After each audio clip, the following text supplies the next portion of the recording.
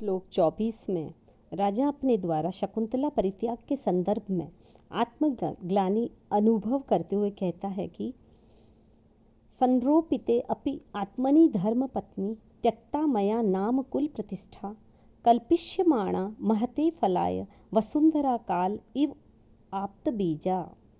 अर्थात मैंने ही काले अर्थात समय आने पर उक्त बीजा बीज बो दिया था, जिसमें ऐसे महते फलाए कल्पिष्यमाणा जब महान फल को देने वाली वसुंधरा पृथ्वी के समान आत्मनि संरोपिते अपने आप के संरोपित कर देने पर मया त्यक्ता मेरे द्वारा परित्याग कर दी गई।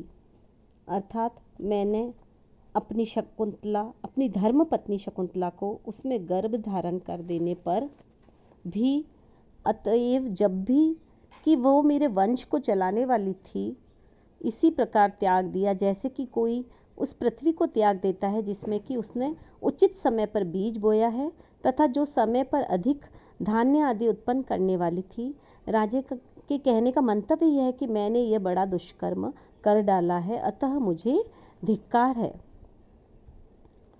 भारत के वैदिक तथा धार्मिक साहित्य की मान्यता है कि पुत्र अपने पिता से अभिन्न होता है और राजा अपने मन में विचार करता है कि मैंने धर्म पत्नी परित्याग का ही अपराध नहीं किया, अपितु संतान विच्छेद का भी मैं ही कारण हूँ। और कुल की जो दो प्रतिष्ठाएं हैं, ये दोनों विशेषण शकुंतला का त्याग करना, जो प्रतिष्ठा है कुल की और मेरी धर्मपत्नी भी है, उसका त्याग करना सर्वथा अनुचित था। उपजाति छंद है जो इंद्रवज्रा और उपेंद्र वज्रा के संयुक्त लक्षणों से मिश्रित लक्षणों से बनता है, जिसको संकर कहते हैं। उपजाति छंद में इंद्रवज्रा और उपेंद्र वज्रा दोनों के ही लक्षण समाहित होते हैं। 11 वर्ण का है। इसी क्रम में वो आगे भी कहता है कि अब तो मेरे पितर भी संशय में पड़ जाएंगे, क्योंकि अस्मात् परम बत यथाश्रुति संभृतानि को नः कुले निव पनानि नियच्छति इति नूनं प्रसूति विकलेन मया प्रसक्तिम द्योता श्रुशेष मुदकम पितरः पिबन्ति। क्योंकि संतति के संबंध में जब प्रसंग आता है तो दुष्यंत मन में विचार करता हुआ कहता है कि महेश आ गया। अरे संतति के संबंध में जब प्रसंग आता है तब दुष्यंत मन में विचार करता हुआ कहता है कि दुष्यंत के बाद हमारे वंश में कौन वेद विहित विधि के अनुसार समस्त उपकरणों सहित पिंडदान, श्राद्ध, तर्पण आदि करेगा। ये सोच के ही मानो मेरे पितर निसंतान मेरे द्वारा दिए हुए तर्पण जल को दुख के साथ पीते हैं। अर्थात बत अस्मात् परम नः कुले यथाश्रुति संभृतानि। खेद की बात है कि इस अर्थात मुझ दुष्यंत के बाद हमारे वंश में वैदोक्त विधि से तैयार किए गए निवपनानि कह नियच्छति इति नूनम, निश्चित रूप से जो वेदोक्त विधि से तैयार किए गए तर्पण श्राद्ध को कौन प्रदान करेगा।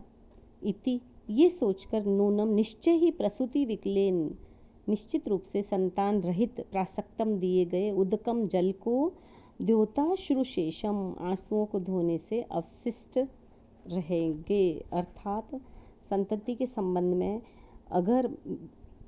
अर्थात भाव ये है कि तर्पण काल में जो जल मैं देता हूँ, मेरे पितर ये जानकर कि अब दुष्यंत के बाद हमें ये जल न मिल सकेगा, रोने लगते होंगे, जिससे उनके नेत्रों से निकलकर आंसू उस मेरे तर्पण जल में मिल जाते होंगे।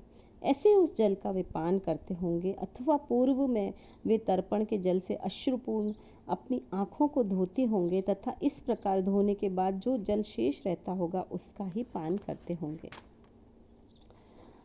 कहने का आशय यह है कि मैंने अपनी शकुंतला जो कि गर्भवती थी, अपनी प्रिय पत्नी को यहाँ से निकाल दिया और अब यह होगा कि जब पितर जो तर्पण देते हैं, मेरे बाद मेरा वंश लोप हो जाएगा और मेरे वंश को तर्पण या जल देने वाला कोई भी नहीं बचेगा और उन्हें वही आंसू मिश्रित जल को पीना पड़ेगा।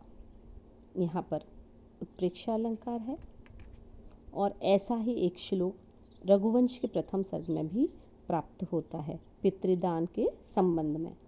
कालिदास ने ये अपनी परंपरा को निभाते हुए इस श्लोक का यहाँ पर कथन किया है।